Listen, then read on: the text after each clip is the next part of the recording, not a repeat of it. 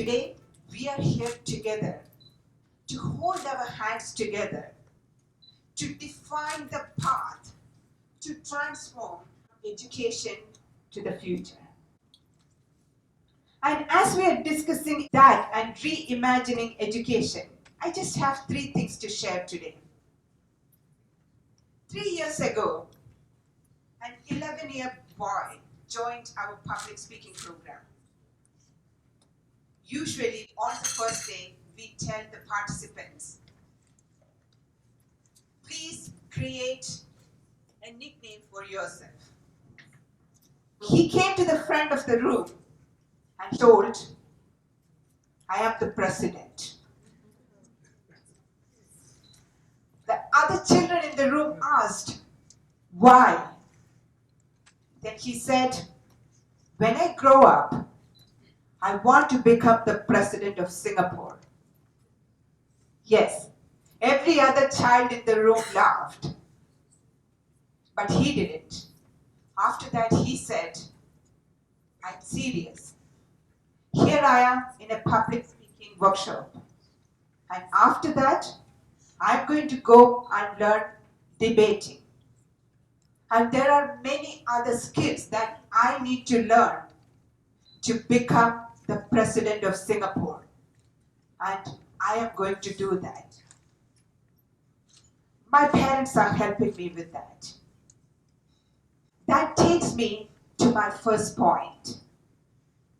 To develop the mindset for the children to tackle the future, the uncertain future that's coming. All of us say that the future is uncertain, right? Especially for this youth.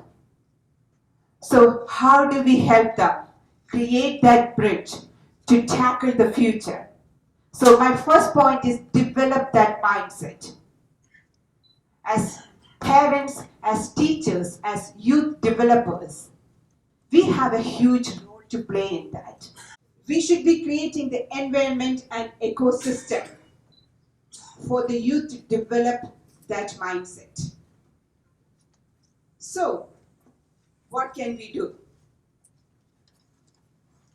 Any idea? Any suggestions? What can we do to develop that mindset in children to enable them to tackle the future? Well, mindset is in fact not just about children.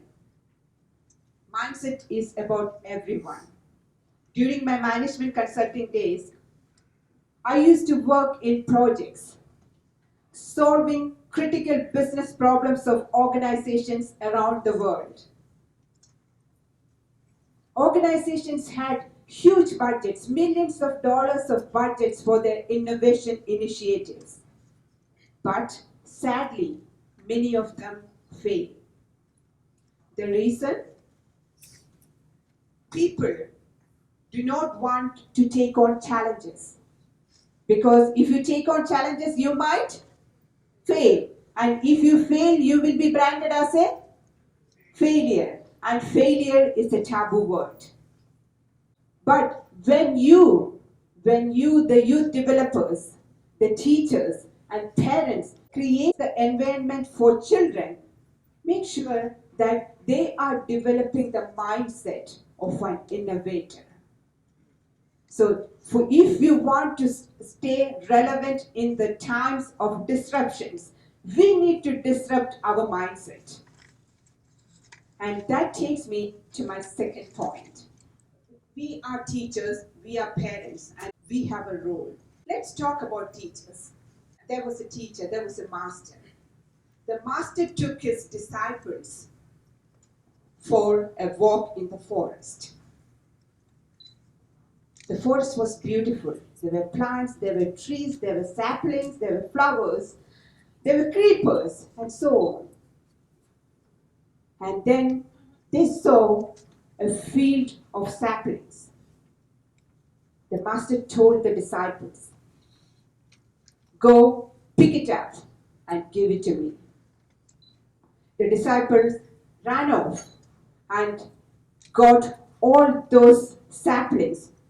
No problem, they're saplings. They continued their walk. Then they reached a field of plants. The master told them, go and pick up the plants and give it to me. They went, and with little effort, they got all the plants. As they continued their walk, they reached a place, and master turned his head, looked at a tree, and he said, go and pick it up. The disciples went, but they couldn't even shake the tree.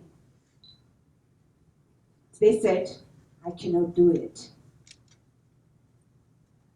Now, when you stand rooted on your values, no one can uproot you. People can uproot saplings, people can uproot plants, but people can't uproot trees. So stand on the tree of your values so that you don't allow anybody to uproot you. We have seen many incidents recently. We have seen very powerful people falling down or getting uprooted because they were not standing on their values. And that takes me to the next point. Recently, I heard about, some of you might have read, about the news of two 11-year-old girls running off from home. Why? Because they were worried about their exam results. Our youth is facing many problems. As a person working with the youth, many youth come and talk to me. What I understand from them is they are overworked, they are overstretched, and they are overstressed. How can we support this youth? How can we support so that they will be able to take that bridge from education to the future? It is about creating an environment, an ecosystem for a healthy mind. A healthy mind means mental health. We are looking at it, we are talking about it. How much effort and how much action are we taking to make sure that mental health is part of everything that we are doing? Kids are affected, their mental health is affected by stress, their mental health is affected by overwork, and so on. So, again, as educators, as parents, as youth developers, I have an appeal for you today.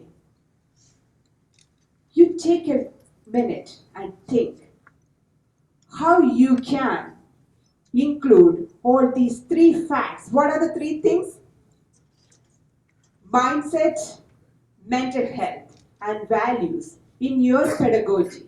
It doesn't matter which system you are coming from. How you can make it an integral part of your pedagogy. And if we are able to do that, we can reach anything else. We can reach the technology. We can live in the world of disruption. We can live with the robots. We can live with AI. It's all possible, provided we are creating an environment for our youth to develop the three essential things that will pull them up and take them from wherever they are currently and make them prepared for the future. So